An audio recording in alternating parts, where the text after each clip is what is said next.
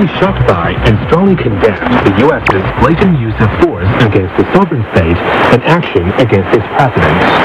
China's foreign ministry made remarks in response to reports that the United States carried out a large-scale strike against Venezuela and its leader, Nicolas Maduro.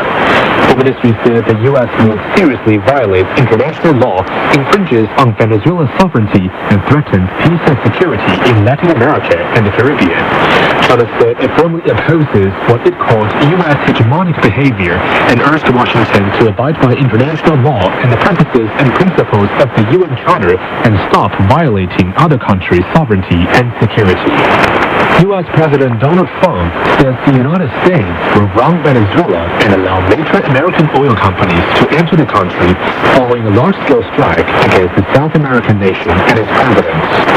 Speaking at a press conference, Trump claimed Venezuela's military has been rendered ineffective and said President Nicolas Maduro and his wife are being held aboard a vessel bound for New York to face U.S. justice. They said the operation involved U.S. air, land, and naval forces and suggested Washington cut electricity supplies to the Venezuelan capital. Trump said Washington will run Venezuela until what he called a safe and orderly transition takes place, and added that while a second wave of attacks may not be needed, the United States is ready to strike again if necessary. Venezuela has called on the United Nations Security Council to hold an emergency meeting condemning what it described as a brutal, unjustified, and unilateral armed attack by the United States. The demand came in a letter from Venezuela's permanent UN mission, which urged the UN to strongly condemn the U.S. strikes, call for an immediate halt to all military operations, and hold Washington accountable. Venezuelan officials say the U.S. operation killed an unspecified number of people, including a former interior minister. Lei Changping reports from Caracas.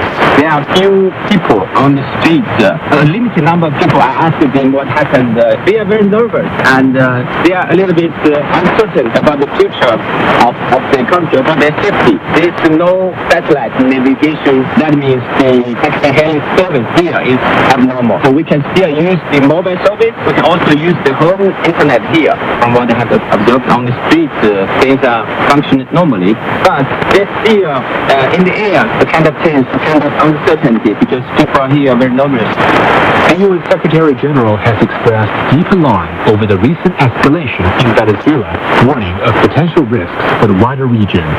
Antonio Guterres said the development set a dangerous precedent and stressed the importance of full respect for international law. Meanwhile, the international community has strongly condemned the U.S. strikes. Russia called the attacks deeply concerning and unjustified, expressing solidarity with Venezuela. Iran criticized the operation, saying it violates the fundamental principles of the UN Charter. The president of Colombia warned that unilateral military action could put civilians at risk and called for de-escalation and dialogue. The European Union, Spain, and Indonesia have all urged restraint, emphasizing respect for international law and the UN Charter.